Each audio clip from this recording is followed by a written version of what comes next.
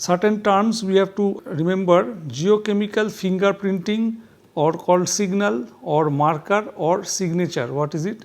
It is a distinct geochemical trait of a depositional unit, geochemical characteristic defined in terms of point or range values of elemental composition or a combination of many elements or ratios of isotopic signature.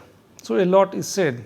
Point value means some number x and some unit, that this number is typical and for that rock and can be called as a geochemical fingerprinting or the signal or marker or a signature of the rock, or it can be range of values. Instead of a fixed number, say x to y, the variation of composition that can become important.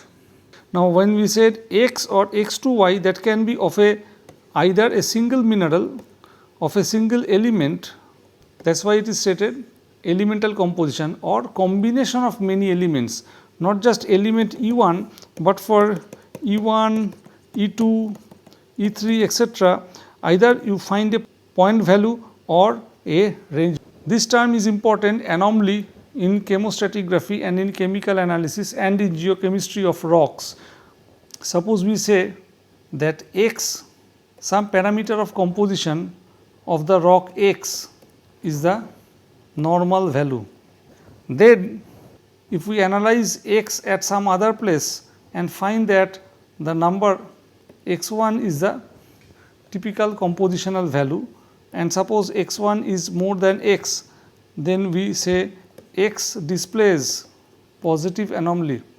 If we find that x1 is less than x, then we say that x displays negative anomaly, and if x1 is equal to x, then we say that no anomaly. Now, instead of a single specimen's analysis leading to x1, suppose we find out several such samples.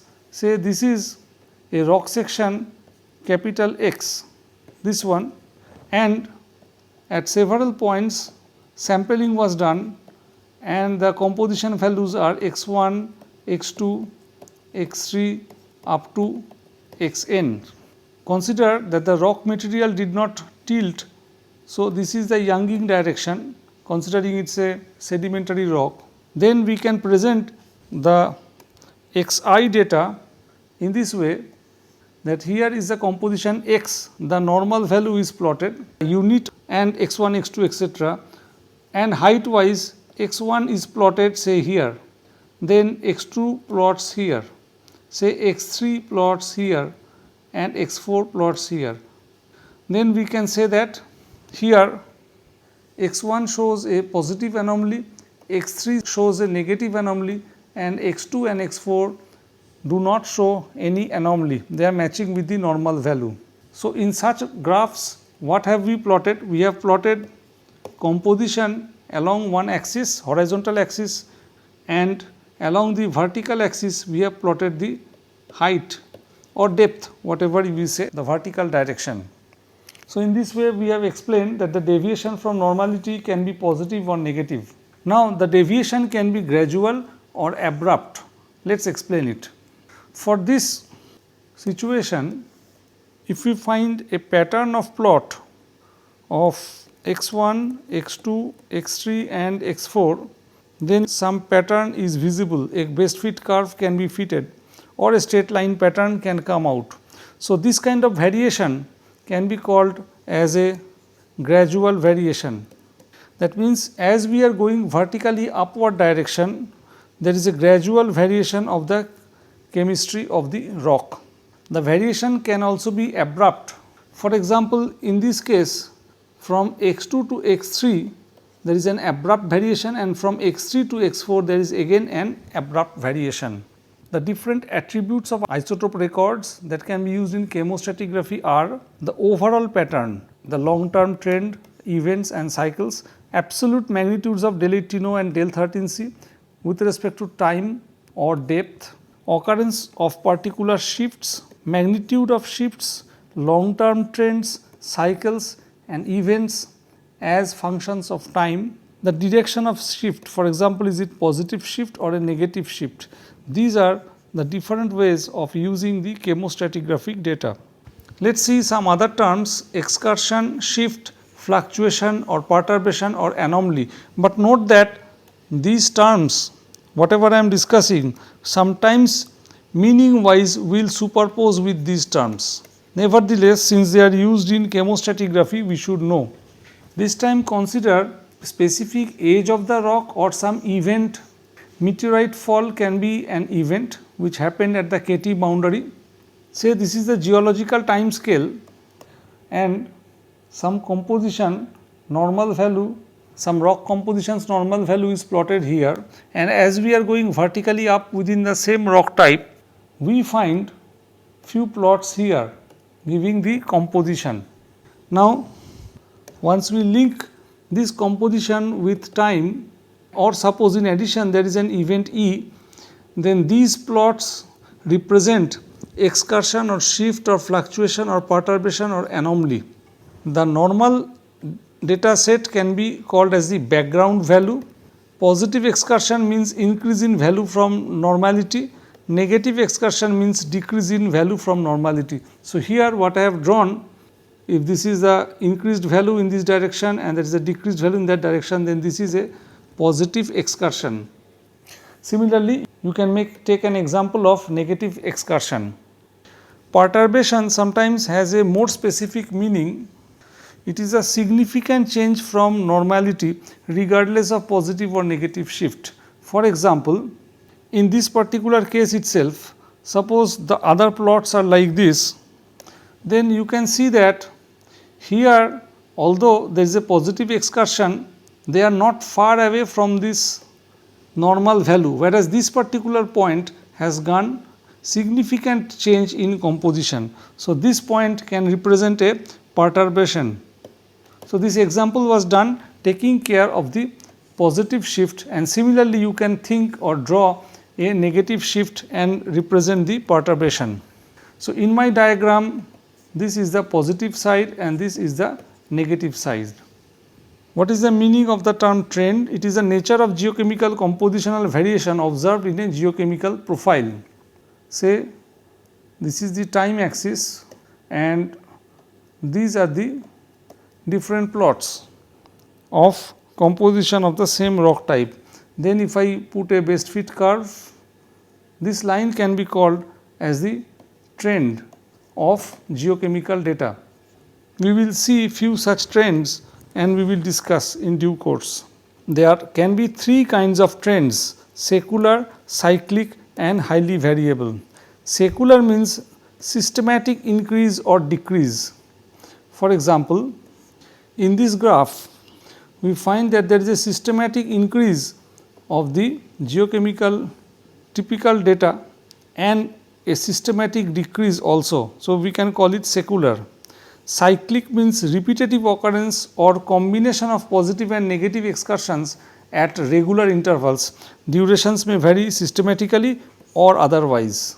Let us take an example. This is a pattern from A to B.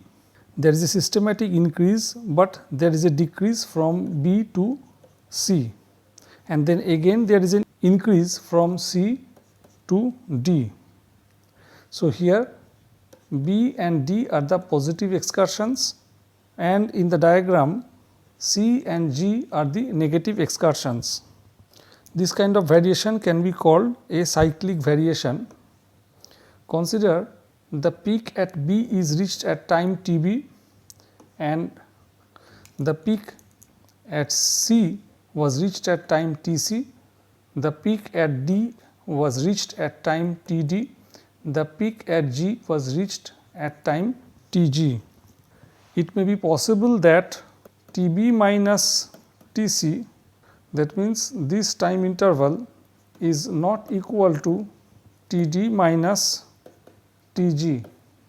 This is the Td minus Tg. If we write in a more generalized way, Ti minus Ti plus 1 may be equal to or may not be equal to Ti plus 1 minus Ti plus 2. If instead of writing A, B, C, we would have written these points as 0.1, 0.2, 0.3, 0.4 and 0.5, and the corresponding times were T2, T3, T4 and T5, then such a form might be written. We may not be able to say anything about the trend, that it is too much variable, so we just call it a highly variable. Spectral analysis of del 18O, I will define what it is in subsequent classes, and del 13C, I will define it, the use of del symbol, but these show periodic cycles of 100, 43, 23 and 19 years. Now, these trends are not always very much revealing regarding the chemostratigraphy, because some of these patterns might get seriously affected by the post depositional processes. I was talking about the late phase fluid movements, activity, leaching out of material or deposition. So, those things can affect the del 13C for the carbonates. So, one has to be alert and try to comment whether del 13C value obtained is affected by the post depositional processes. There is an issue of choice of vertical axis in presentation of the geochemical profile. Consider this is a rock column, and from these points the data have been picked up, and suppose we want to create a curve. This vertical axis can go so much long, and here is the composition plotted along x axis, and these are those points on which I will plot the data. Suppose this is the data plot. Then if a graph is created, it can look like this, but consider if someone is compressing this vertical axis to this much, then what will happen? The slopes will become steeper. So, it becomes like this. Now, the thing is, depending on the scale of the y axis, different kinds of curves and slopes will be created. What has been described in terms of the vertical axis, same thing can happen with the horizontal axis. Suppose the compositional plot, the scale is changed and is compressed or expanded, then also the curves will change. So, not just the y axis, but also the compositional x axis can be equally involved in defining the slope of the curve. So, just going by the slope of the curve, one cannot blindly define different chemozones. Chemostratigraphic indices, and in singular chemostratigraphic index. These are the geochemical parameters or geochemical traits of strata under study defined by elements or elemental ratios, we will see them, or isotopic values, or geochemical profile, shift, signal, excursion. These are already defined, shift, signal, excursion, anomaly and perturbation, or a combination of any or all of these that designate specifically depositional unit, strata, bed set or phase sequence and differentiate it from the other. So, what is the typical geochemical index or indices based on these things that can separate a depositional unit from other such depositional unit? What is a geochemical proxy? It is a fundamental notion in chemostratigraphy. That means, geochemical proxy is an idea and it is a fundamental idea. It denotes a specific element or isotope or any elemental ratio or a combination of these things. Again, either element or isotope or elemental ratios or a combination of these utilized as an indicator of particular geological or related event. Now, what has been said regarding the proxy, we can use mix of other words. Phosphorite bed can be called as a proxy for short term carbon burial. Now, here phosphorite bed is a physical body and proxy is a notion. Nevertheless, this has been used. Fossil forams have been called as proxy to the past environmental condition. Past environmental condition is a notion and fossil foram is the physical body. The upper stage of the mid-Ordovician isotope excursion has been called as a proxy. Other term, chemozone, it is a unique rock record defined chemostratigraphically. So, defined chemostratigraphically means what? We can say defined in terms of chemostratigraphic indices. And we also see in chemostratigraphic studies chemophases with nearly the same meaning, chemozone or chemophases. Here the word zone is coming. Chemozones can be divided into several subzones. Subzones can be divided into several divisions. Divisions can be divided into several subdivisions. So, these are the higher chemostratigraphic units, and in this way you go the lower chemostratigraphic units. What was the situation in case of lithostratigraphy, which I have been repeatedly telling, and that one must be remembered. Formation, several formations make a group, several groups make a supergroup. Formation can be thought in terms of several members, and members can be thought in terms of beds. Similar to this, in chemostratigraphy is zones first define fundamental unit, and their divisions are subzones, subzones divided into divisions, and divisions divided into subdivisions, whereas in lithostratigraphy formation is the fundamental unit. There is another classification of chemozones, and this one has been linked with sequence stratigraphy, essentially with the sea level changes. Level 1 chemozone is the major chemozone, and level 2 chemozones are the classification of level 1 chemozones. So, it can be stated that level 1 chemozone can consist of several level 2 chemozones. If the chemozones are calibrated with absolute time will come by geochronologic dating, then the term chemochron can be used. So, if one says chemochron, that means the age is known, the absolute age is known, whereas if you say chemozone, age is not known. Chemophases, we do not know the age. Level 1, level 2 chemozones, we do not know the age, but if we know the age, we can call the unit as the chemochron. What are the isotopes that can be employed for this? The oxygen isotope, the carbon isotope, and the strontium isotope. What is the meaning of the term resolution? It is the least measurable depositional unit. This writing can be simplified as defined by geochemical processes, but the term resolution has been used non-uniformly in chemostratigraphy in terms of high resolution, very high resolution, and ultra high resolution.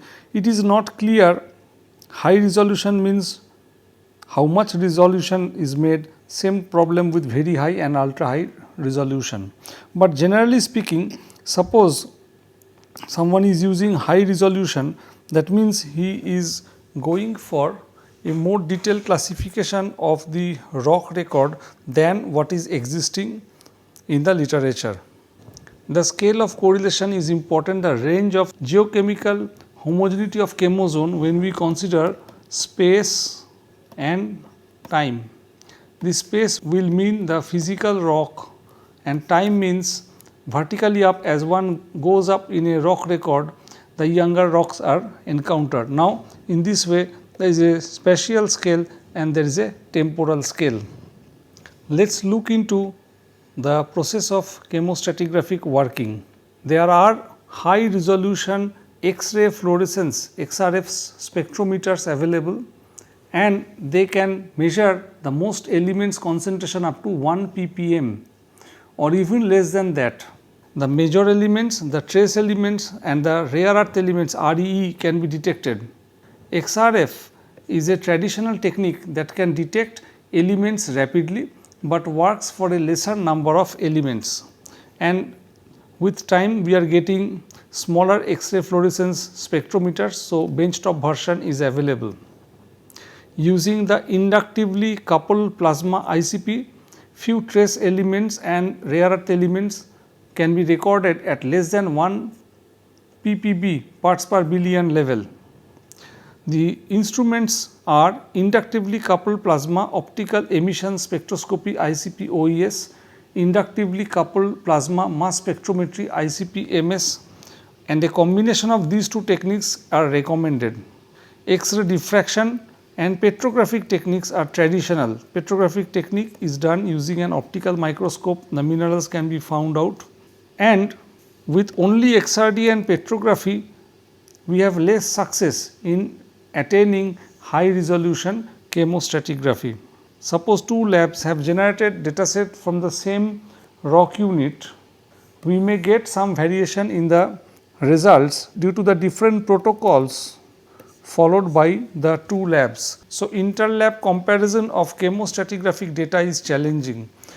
That means, if here is a section P1, there is another section P2 and lab L1 has worked here and lab L2 has worked on the samples and they have the geochemical data.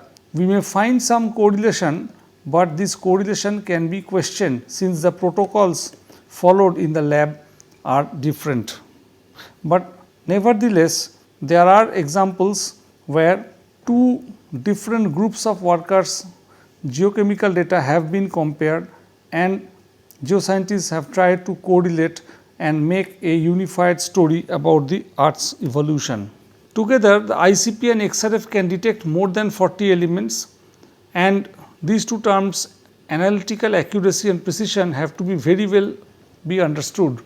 Accuracy means closeness of a result to a known value and precision means repeatability of the result.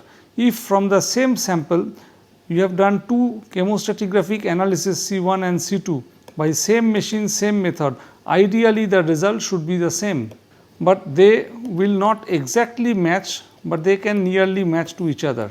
But if there is too much difference between C1 and C2, that means the precision is low.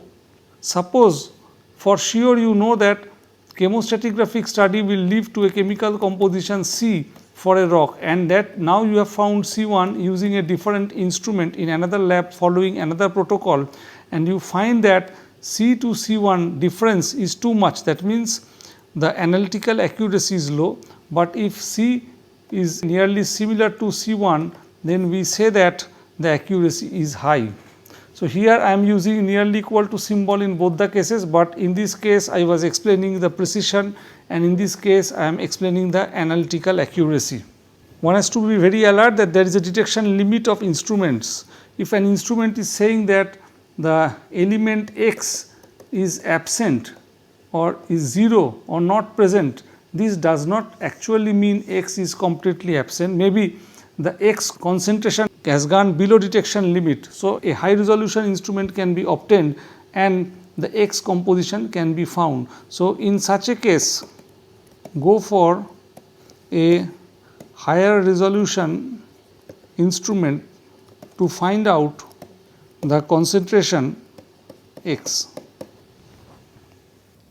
When we were talking about the detection limits, note that the detection limits are typically around 0.01 ppm or less for ICP analysis, 0.1 to 2 ppm for WD XRF and 1 to 10 ppm for ED XRF. The limits of detection may be greater than 10 ppm for handheld XRF. These are all the average numbers or ranges given because the detection varies according to the specific elements. Which element we are analyzing becomes important in XRF or ICP. If there is any doubt regarding the detection limits, it is recommended that the instrument is serviced or repaired. Regarding precision, it refers to repeatability of results. It is recommended that the same 3 samples, preferably standard reference materials, are analyzed at least once, but preferably 2 or 3 times per day to test for precision and any instrumental drift. This is important before running any new samples. Correction will be made to the data if there are minor fluctuations in precision. If there is more serious fluctuation, that means the instrument is to be serviced or repaired. The same concern was raised if this is the point and here this is the point. As a general rule, values should be within 8% or less of each other when samples are run repeatedly. Less than or equal to 8% of variation of data is permitted when we are running samples repeatedly. As with the precision, the aim of accuracy is to have the result around 8% or less, around 8% or less of the known values of the particular standard reference material. For the standard reference material, we have a known value X and within 8% or less of that the value if is obtained, we can say that the machine is giving accurate results. It is more important to achieve good analytical precision than accuracy, particularly in XRF analysis. This is important. If results are consistently higher or lower than the known values of elements, it is perfectly acceptable to use the particular instrument in chemostratigraphic studies, provided precision is good. We are going to see the data produced for repeated analysis of a standard reference material. There has been 6 runs made and analysis of AL, SI, TI, FE, MN, MG, CA, NA, K, P, Y, CR and ZR, and their results are given. For runs 1, 2 and 3, that means for these 3 runs the data quality is good, whereas for run 4, 5 and 6 it has poor levels of precision. If I compare run 4 with run 1 and consider aluminium, here the aluminium amount is 15.40 unit, whereas in run 1 it is 18.40. Visibly they are quite different. Let us take another example of 5 runs of a sample where the results of AL, SI, TI, FE, MN, MG, CA, NA, K, P, Y, CR and ZR are presented is the same assemblage of elements as the table 2.2a. Consider that the expected values are these, which are given in bold, and now run 1, 2, 3, 4, 5 shows that the aluminium value what is coming is good and is comparable with 10.30 unit. SI is good, it is comparable or close to 36.50. Here is only one example of poor data coming for the CR amount. For example, in run 1 it is 188.2, whereas the expected value is 125. This is visibly too much difference. Therefore, only in case of CR we are getting poor result. On the other hand, for rest of the elements we are consistently getting a good match with the expected value. Even if one generates geochemical data, there can be poor quality data coming out. It can be due to inadequate sampling. Sampling should be of large number so that one can rely the data produced by the machine. Suppose the cuttings were not washed properly, not treated properly, then those cuttings should be avoided. Incorrect picking of ditch cuttings to select representative samples can lead to poor quality data. A poor comparison between geochemical and mineralogical data can lead to misinterpretation. The earlier chemostratigraphic approaches were to see the patterns in geochemical profile of the event beds of the barren sequences. A barren sequence means it has no fossil record. So, biostratigraphy does not work. Therefore, as a substitute of biostratigraphy, chemostratigraphy is used. Distinct lava flows in several places in the world has been characterized chemostratigraphically by chemical analysis. There is a specific use of iridium. One finds the late Cretaceous rocks have iridium anomaly, and this has been established by chemical studies or the chemostratigraphic studies. The oceanic drilling projects and the deep sea drilling projects, core samples that came out of these projects have been studied chemostratigraphically. And while handling with the cores, one has to be careful with the samples. One should not use cuttings which are not washed properly and where the chemicals have not been removed. Chemicals and additives have not been removed. Petrography is important in all the chemostratigraphic studies to get the information, but there are certain problems in conventional petrographic studies. For example, a weathered potassium feldspar can be differently identified by 2 petrographers as either K feldspar or as elite. Now, if someone calls K feldspar and someone other calls it elite, there can be different kinds of grouping. Therefore, only petrographic study is not sufficient in chemostratigraphy, we need the chemical data. Second point is very fine grained minerals are difficult to identify in optical microscope. There are different magnifications available in the optical microscope. 0.5x, 1x, 2x, 4x, 10x, 1.5x, 20x, 40x and then 100x. X means times, that means if there is a length x unit, in reality in microscope it will appear as x multiplied by 100 units, but there can be other lenses involved. What is the future of chemostratigraphy? The instruments such as ICP and XRF are becoming smaller, easier to use, more robust with time. Quickly the data set is coming up, that means it is working faster and better quality of data acquisition happening.